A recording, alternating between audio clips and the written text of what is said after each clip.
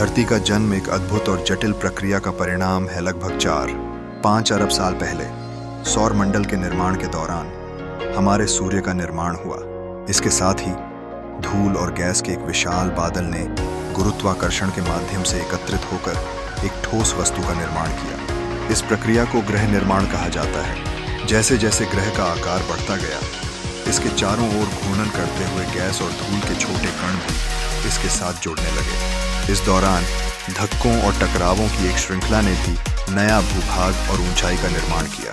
प्रारंभिक धरती गर्म थी और इसमें लावा के समुद्र पनप रहे थे। समय के साथ धरती की सतह ठंडी होने लगी और वायुमंडल का निर्माण हुआ। वायुमंडल में मौजूद गैसों ने पानी के वाष्प के रूप में बूंदें बनाना आरंभ किया। ये बूंदें अंततः एकत्रित होकर महासागरों का निर्माण करने लगी।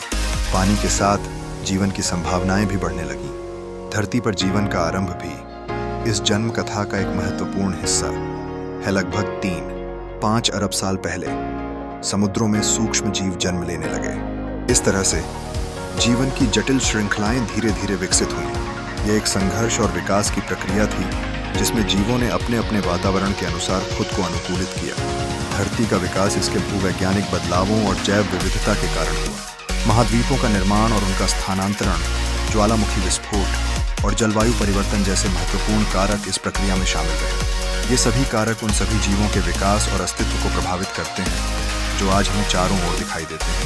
धरती का जन्म केवल एक भौतिक प्रक्रिया का परिणाम नहीं है, बल्कि यह जीवन के लिए एक जीवंत महाकाव्य की शुरुआत भी है। यह हमें यह भी सिखाता है कि प्रकृति की शक्तियों और प्रक्रियाओं के बीच संतुलन कितना आवश्यक है।